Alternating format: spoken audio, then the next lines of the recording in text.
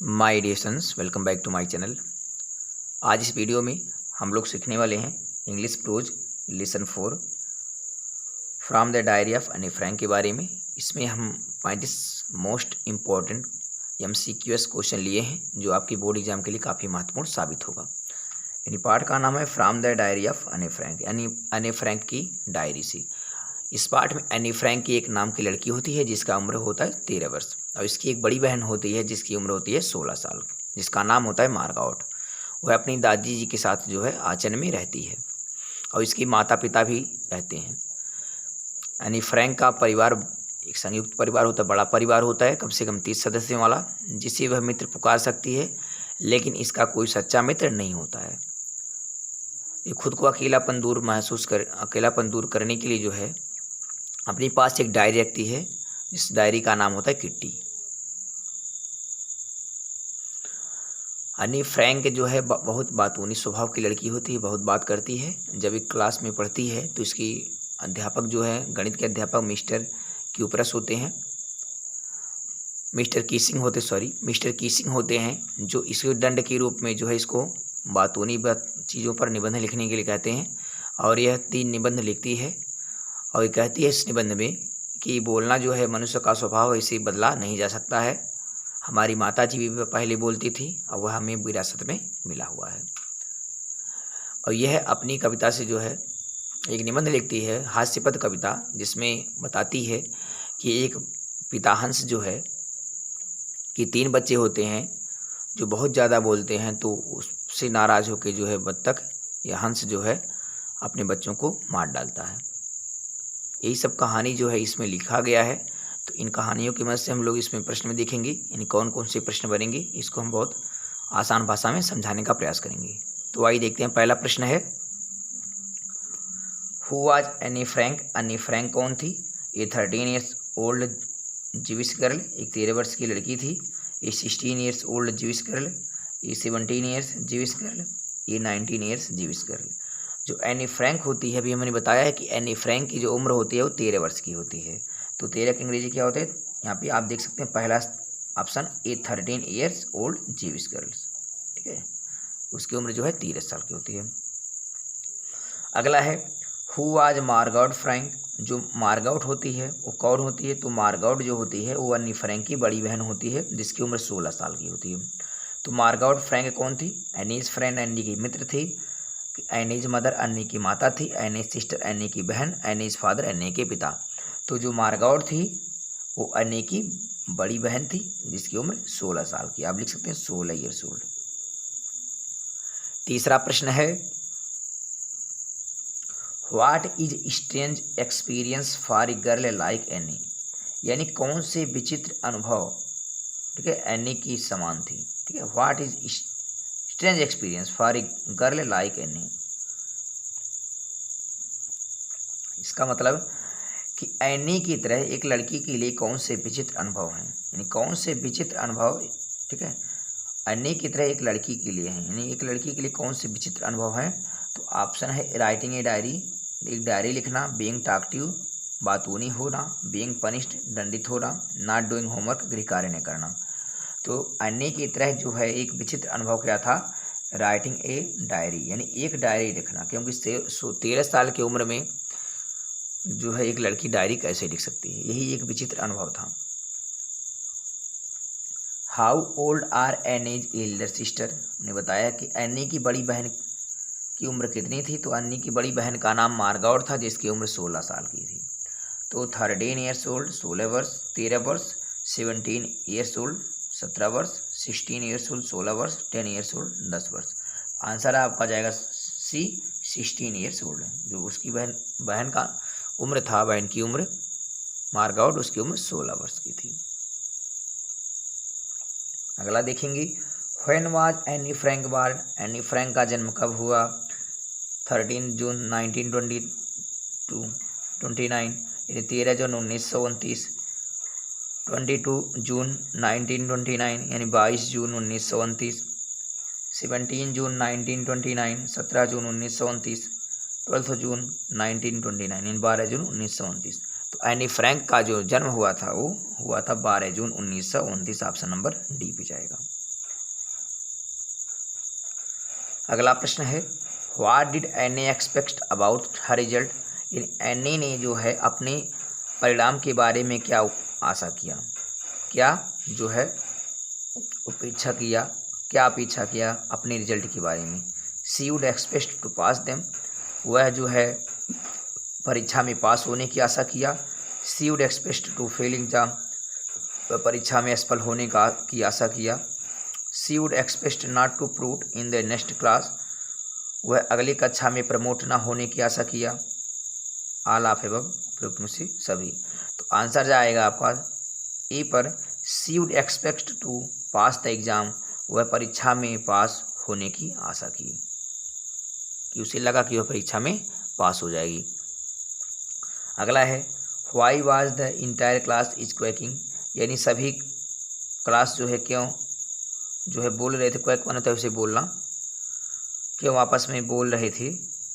तो because there is no teacher, क्योंकि class में बच्चे जो है अध्यापक नहीं थे इसलिए बोल रहे थे। कि because exam have been deleted, कि परीक्षा जो है निरस्त कर दिया गया। Because the exam result are to be declared soon, परीक्षा का परिणाम जल्दी ही घोषणा होने वाली थी। ऑल ऑफ एबव, उपयुक्त सभी। तो पूरी कक्षा में क्या शोर था, किस चीज़ का, यही चहल पहल हो रही थी पूरी कक्षा में कि because the exams result are to be declared soon, कि जल्द ही जो है परीक्षा का परिणाम घोषित कर दिया जाएगा। और कौन बच्चे पास होंगे, कौन पास नहीं होंगे, इसी पर जो है लोग क्लास में चर्चा कर रहे थे, शोर कर रहे थे। तो आंसर आपका जाएगा सी पर।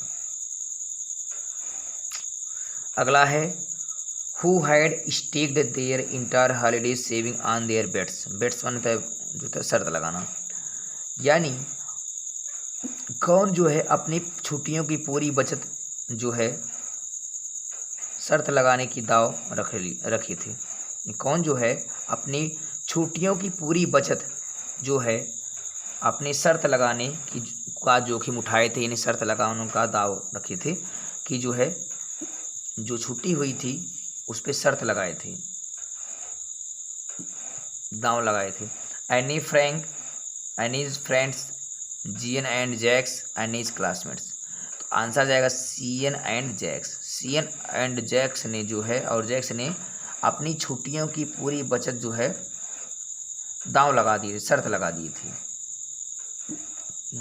आंसर जाएगा आपका सी पर। अकॉर्डिंग टू अन्नी, अन्नी के अनुसार व्हाट इज स्टूडेंट ट्रेट, यानी छात्रों का गुण क्या है, यानी छात्रों की प्रवृत्ति क्या है। अकॉर्डिंग टू अन्नी, अन्नी के अनुसार स्लीपिंग सोना, डूइंग होमवर्क गृह कार्य करना, रिसिटिंग लिसन पाठों को याद करना, रटना, टॉकिंग माने बात करना। तो बात करना ही जो है विद्यार्थियों का एक व्यवहार है, प्रवृत्ति है, गुण है, ये अन्नी के अनुसार। ये सबके अंदर ये चीज़ें पाई जाती हैं। अगला है व्हाट डिड एनी राइट, अन्नी ने क्या लिखा अबाउट टॉकिंग, बातचीत बोलने के बारे में, इन हर फर्स्ट एसे, अन्नी ने अपने पहले निबंध में बात करने के विषय में क्या लिखा। She came up with a convincing arguments about the necessity to talk. She argued talking was a student trait. She had inherited the habit of talking from her mother. All of above, यानी पहले का मतलब she came up with convincing arguments about the necessity to talk, यानी वह बात करने की आवश्यकता के बारे में ठोस तर्क लेके आई। She argued talking was student trait, वह तर्क दिया कि बात करना जो है विद्यार्थियों का एक गुण है। और दूसरा दिया तर्क, सी had inherited the habit of talking from her mother, कि वह जो है बात करना जो है वह अपनी माता से विरासत में पाई है। ऑल ऑफ एबव, तो आ जाएगा आपका उपरोक्त सभी, यही आपका सही आंसर हो जाएगा। कि वह अपने पहले निबंध के बारे में जो है बात करने के बारे में पहले निबंध में क्या लिखा, तो वह लिखा कि वह बात करने की आवश्यकता के बारे में ठोस तर्क लेके आई है। और she had argue talking was student trick, वह बताई तर्क दिया कि बात करना जो है विद्यार्थियों का एक गुण है। और वह जो तीसरे में बताया गया है कि यह जो बात करना है उसे अपनी माता से विरासत मिला है। उपयुक्त सभी जाएगा, ठीक है। अगला है who gifted a diary to Anne, कौन जो है अन्नी को जो है एक गिफ्ट प्रदान किया, उपहार में दिया। हर मदर उसकी माता, हर सिस्टर उसकी बहन, हर ब्रदर उसका भाई, हर फादर उसके पिता। तो उसके पिता जो है एनी फ्रैंक को एक डायरी गिफ्ट देते हैं उपहार में। When did any start writing a diary, कब जो है एनी एक डायरी लिखना प्रारंभ करती है? जून 1944, जून 1944, जून 1942, जून 1942, जून 1974, जून 1974, जून 1924, जून 1924। तो वह जो है जून 1942 से जो है डायरी लिखना आरंभ कर दिया। अगला है how long did any live in Frankfurt, यानी कितने दिनों से जो है एनी फ्रैंकफर्ट में रहती थी? अंटिल शी वाज 4, वह जब तक 4 वर्ष की नहीं हो गई तब तक। अंटिल शी वाज 3, जब तक वह 3 वर्ष की ना हो गई। अंटिल शी वाज 17, जब तक वह 17 वर्ष की नहीं हो गई। अंटिल शी वाज 18, जब तक वह 18 वर्ष की नहीं हो गई। तो वह फ्रैंकफर्ट में नहीं रह रही थी जब तक वह 4 वर्ष की ना हो गई, तब तक वह रह रही थी। अंटिल शी वाज 4 हो जाएगा। अगला है in whose memory did Anne lights a candle on her own birthday in June, यानी इन हुज मेमोरी किसकी स्मृति में Anne Frank lighted a candle, Anne Frank जो है मोमबत्तियाँ जलाई on her own birthday in June, यानी जून में अपने जन्मदिन की, यानी जून में अपने जन्मदिन पर किसकी स्मृति में जो है याद में एनी फ्रैंक जो है मोमबत्तियाँ जलाई? ग्रैंड मदर की याद में, दादी जी की, चाची जी की, सिस्टर बहन की पिताजी। तो आंसर जाएगा आपकी ग्रैंड मदर, अपनी दादी जी की, क्योंकि इनकी दादी जी को जो है बीमारी हो गई थी, ऑपरेशन हुआ था, उसके बाद कुछ दिनों के बाद उनकी दादी जी का देहांत हो गया।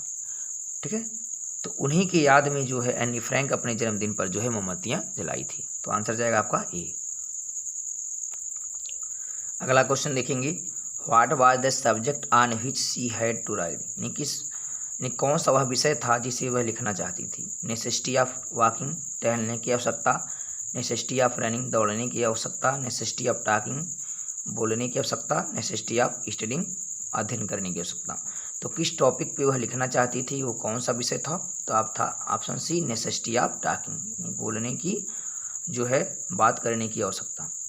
अगला है what was the topic of the essay written by Anne, यानी किस टॉपिक प्रकरण पर जो है एन ने निबंध लिखा? My diary, a chatterbox, a letter box, none of these. Answer जाएगा आपका भी ए चैटर बॉक्स, यानी पहला ही निबंध उसका था एक चैटर बॉक्स मिला हुआ था। अगला है यहाँ पे how does any explain her his father, यानी वह अन्य जो है अपने पिता को किस प्रकार वर्णन करती है? Most adorable father, most angry father, most delicate father, none of these. तो यहाँ पे मोस्ट एडोरेबल फादर हो जाएगा, यानी सबसे अधिक पूजनीय पिता के रूप में वह जो है एक्सप्लेन करती है, वर्णन करती है, व्याख्या करती है। ठीक है, और यहाँ एंग्री फादर नाराज पिता, डेडिकेट हो जाएगा। Who is Annie's long awaited friend, यानी कौन जो है एनी के लंबे समय से प्रतीक्षित मित्र थी? जो लंबे समय से प्रतीक्षित जिसको इंतजार किया जाता है वो कौन, वह मित्र कौन थी? हर पेन उसकी कलम, हर कैट उसकी बिल्ली, हर डायरी, हर डॉग। आंसर जाएगा हर डायरी, क्योंकि लंबे समय से जो प्रतीक्षित मित्र थी वह थी उसकी डायरी।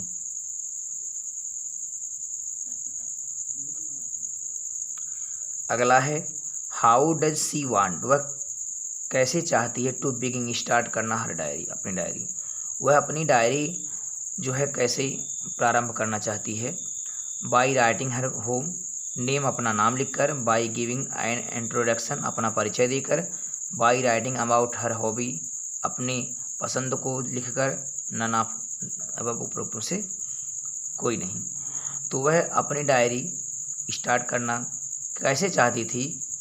ऑप्शन नंबर जाएगा B by giving an introduction, यानी अपना परिचय जो है देकर। अगला है ऑन व्हिच डेट, यानी किस तारीख को did any record the incident, यानी इंसिडेंट जो घटना हुई थी किस तारीख को जो एनी फ्रैंक रिकॉर्ड में दर्ज की? In Mr Keesing class in her diary, यानी श्रीमान कीसिंग की कक्षा में, ठीक है, जो घटना हुई थी वह अपने डायरी में किस तारीख को रिकॉर्ड की? तो आंसर जाएगा 12 जून 1942, 21 जून 1942, 20 जून 1942, 22 जून 1942। तो आंसर जाएगा आपका डी 22 जून 1942 को जो है मिस्टर कीसिंग के क्लास में जो है कक्षा में इस घटना का विवरण जो है वह दर्ज की। अगला प्रश्न देखेंगे, in which city were Anne and Margot, यानी किस शहर में एनी और मार्गोट सेंट टू लिव, यानी भेज दिए गए टू लिव रहने के लिए विथ देयर ग्रैंड मदर, अपनी दादी जी के साथ। यानी किस शहर में एनी और उसकी बहन मार्गोट को अपनी दादी जी के साथ रहने के लिए भेज दिया गया।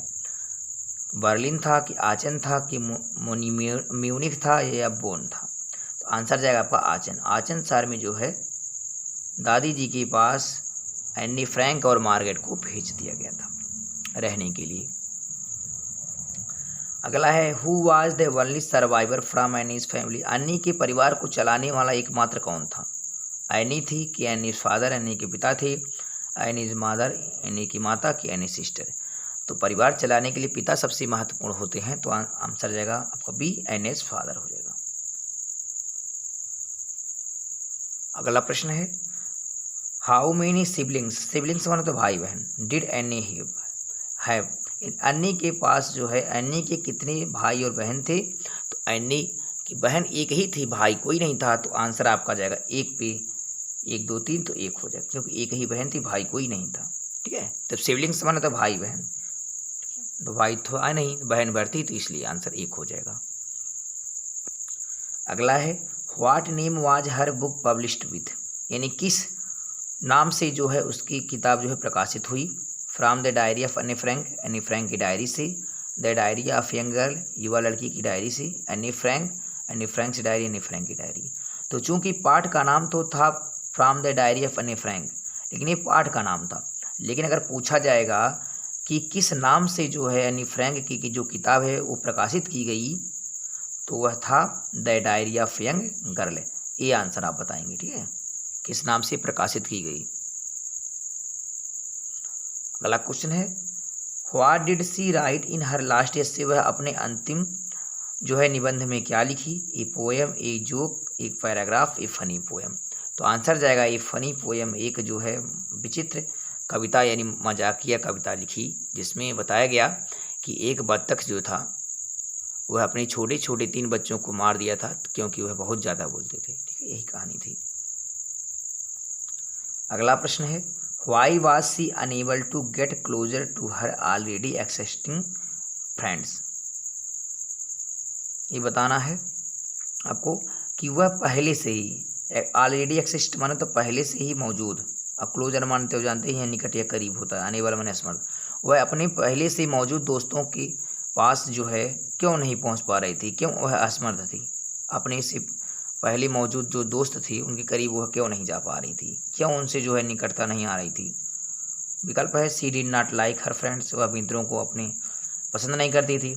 सी her friends are not understanding, उसके मित्र उसे समझ नहीं पा रहे थे। She can not brief herself to talk about personal stuff, वह अपने किसी निजी चीज़ों के बारे में जो है संक्षिप्त रूप से विवरण नहीं देती थी। वह अपनी डायरी में अपने परिवार के बारे में संक्षिप्त विवरण क्यों देती थी। और आल ऑफ एबव उपयुक्त से कोई नहीं, सभी। तो आंसर जाएगा आपका she can not bring herself to talk about personal stuff, वह निजी चीज़ों के बारे में बात करने के लिए खुद को तैयार नहीं कर पाती थी। अगला क्वेश्चन है what shows Annie's love for grand mother, यानी एनी जो है एनी का प्यार अपने दादी जी के प्रति कैसा प्रकट होता है। सी स्टिल थिंक्स अबाउट हर, वह उनके बारे में सोचती हैं अभी भी। सी मिसेज हर, वह उसे याद करती हैं। She let her birthday pass with the little celebration, वह उनके छोटे उत्सव को गुजरने देती हैं, जन्मदिन के उत्सव को। बोथ 1 and 2, 1 और 2। आंसर आपका जाएगा डी पर बोथ 1 and 2। ठीक है, एनीज का जो प्यार है वो अपनी दादी जी के पास के प्रति कैसा प्रकट होता है। तो आंसर जाएगा आपका डी पर बोथ 1 and 2, यानी पहला भी ऑप्शन सही है और दूसरा भी आंसर सही है। किसी स्टिल थिंक अबाउट हर, वह उनके बारे में अभी भी याद करती हैं, सोचती हैं। सी मिसेज हर, वह उसे याद करती हैं अभी भी। अगला है what language for the diary original written in, यानी किस भाषा में जो है जो डायरी थी किस भाषा में वह लिखी गई है। Spanish, English, Dutch, French.